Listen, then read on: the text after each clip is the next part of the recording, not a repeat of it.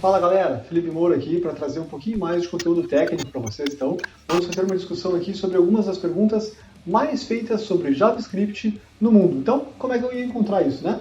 Uma das coisas que eu fiz foi ir lá no Stack Overflow e encontrei algumas dessas perguntas, as que tinham mais votos, mais comentários, mais dúvidas, e resolvi pegar para discutir aqui.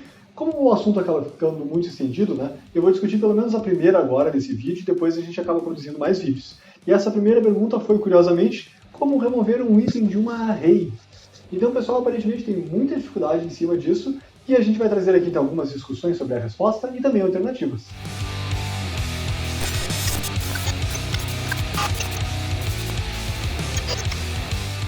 Então, primeiro, então para começar, vamos criar uma array, né? Uma amiga array aqui que vai ter basicamente A, B, C, D, E, F, G, H, tá? E digamos que eu queira remover aqui algum desses itens da nossa array, né? A maneira mais conhecida, mais clássica, é utilizando então o método splice, né, que a nossa array tem. A.splice. O que esse método aqui espera receber? Tá? Um start, que é a partir de onde, qual é o índice que ele passa a excluir, e também quantos itens ele vai acabar excluindo dessa array. Então, por exemplo, eu posso dizer aqui que eu quero excluir o 2, apenas um item a partir do índice 2. E pronto, agora ele removeu a letra C, e a nossa array tem A, B, D, E, F, G, H. Vamos resetar a nossa array aqui, para não perdermos nada, né? Mas o que acontece é que o método splice ele recebe algumas propriedades a mais, algumas opções a mais por parâmetro. Então, por exemplo, eu poderia dizer aqui que eu quero remover o 3, 2. O que ele vai fazer? Vai remover a partir do D, né? Nós temos aqui índice, então, 0, 1, 2, 3. Dois itens, então ele vai remover o D e o E.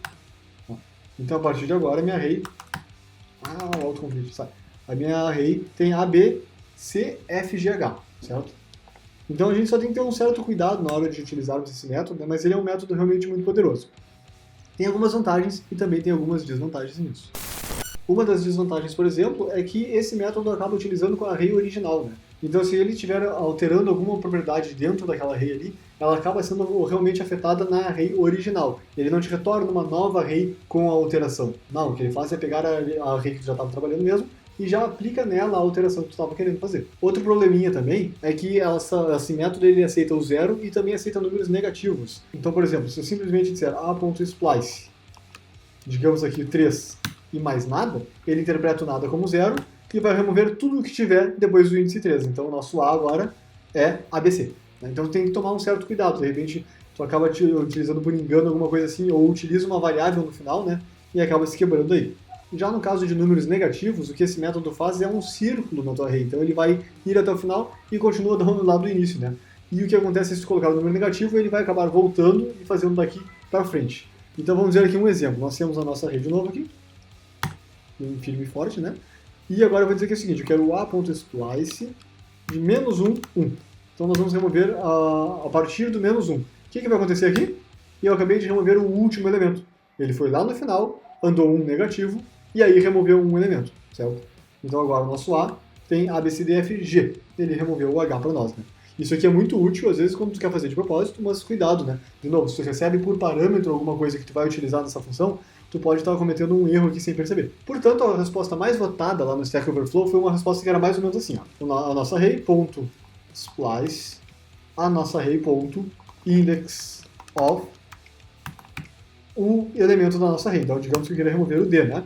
E quantos? Um apenas. Isso aqui acaba removendo o D. Mas tem outros probleminhas aqui. Por exemplo, né? Aqui, o que aconteceu aqui foi que funcionou, né? A nossa array realmente ficou sem o D. Mas vamos resetá-la aqui. E agora, olha que curioso. Se eu fizer o mesmo chamado de função, tá? Mesmo método. Porém, eu quero remover o X da minha array. Não tem nenhum X. E agora o que acontece? Ele remove o H.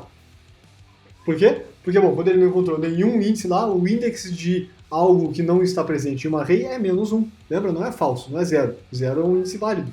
Então, o index of x acaba sendo menos 1, que quando eu jogo para dentro do splice, acaba removendo o h, que era uma daquelas coisas que a gente não queria que acontecesse, né? E daí o que aconteceu foi que nessa resposta o pessoal sugeriu, se o index of aquilo ali for maior ou igual a zero, então faz um splice, senão não. É uma maneira que acaba funcionando, né? Mas tem que tomar cuidado na hora de usar esse métodozinho. Tem um outro método que eu gosto bastante, então, que é o método de utilizando o filter da array. Então, como é que a gente faz? A gente vem aqui, o a.filter, né? E o filter recebe uma função, que a gente vai passar para ele, que vai iterar por toda essa array. Então, por exemplo, eu tenho aqui o item, para cada item da nossa array, ele vai me jogar os parâmetros do item, né, para dentro da nossa função, e aí eu retorno aqui true ou false.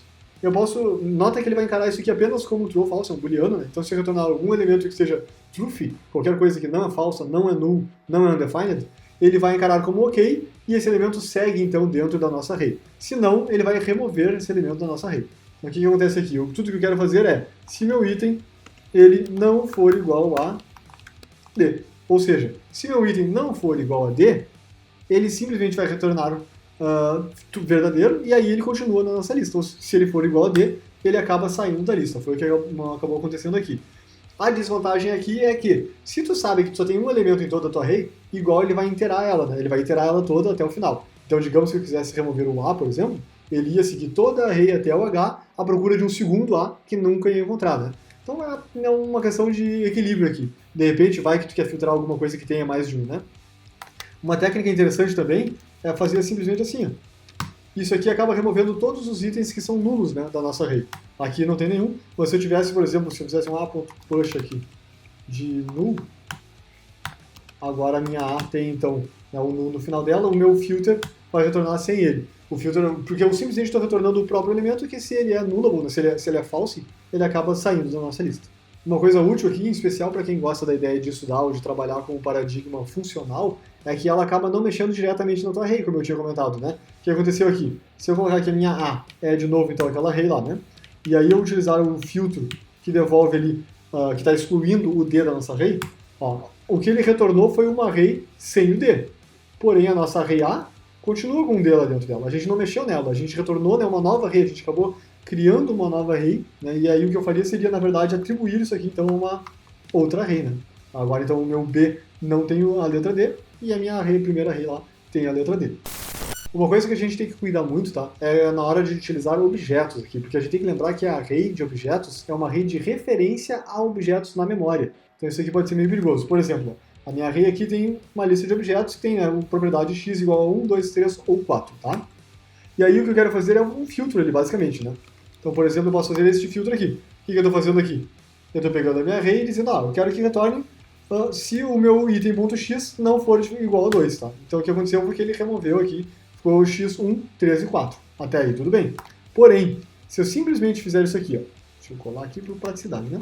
Se eu simplesmente fizer isso, ó, eu estou pegando o meu item e dizendo que ele tem uma propriedade y, que é o x, e aí sim eu valido. O que aconteceu aqui agora? Nessa aqui ele acabou retornando, então, né, o x e o y, porém a minha A2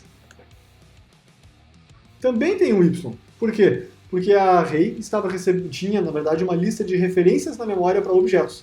Quando eu alterei esses objetos em uma array ou em outra array, não tem problema, a referência continuava sendo naquele mesmo objeto, e por isso aquele objeto original acabou sofrendo a minha alteração e assim recebendo o y.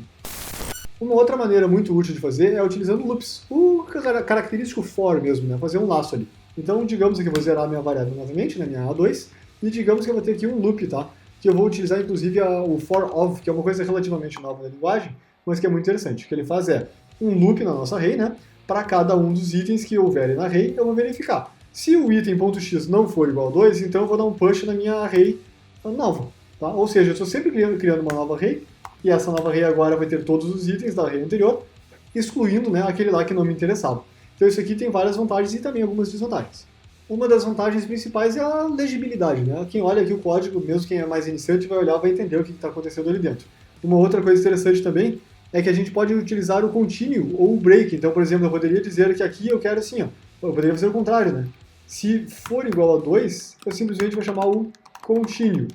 Ou seja, é como se fosse um return, né? Ele vai chegar ali e não vai fazer nada. Se não, eu vou sempre executar isso aqui. Eu poderia ter também, por exemplo, se o nosso item.error, digamos que o item seja um objeto que tem um ponto error, eu poderia então utilizar um break. Ou seja, eu consigo fazer o nosso loop parar aqui, né? Não vai acontecer o mesmo que aconteceu lá dentro do nosso filter, que ele acabava passando por toda a array. Então aqui, digamos que eu só quero encontrar um elemento, etc., a gente consegue ter um controle melhor sobre isso. Uma outra vantagem também é que eu posso passar aqui, então, um destructor, né, para poder fazer assim, ó. Agora o que está acontecendo aqui? Eu estou jogando uma cópia desse meu item lá para dentro da nossa nova array. Então agora, se eu vier na minha nova array, nós temos aqui, né, os mesmos elementos que nós tínhamos antes, porém, notem só, a nossa nova array na posição 0.y recebe, sei lá, 1, 2, 3. Nós podemos vir aqui e nós veremos que ele está lá. Porém, a nossa A2, a nossa variável original, não tem. Então a original continua sem ter aquela alteração, mas a nova tem. Então, assim eu consegui trabalhar de uma forma que um acaba não afetando o outro. Isso aqui é muito mais seguro para os códigos, e inclusive é muito útil na hora também de fazer teste unitário. Fica a dica.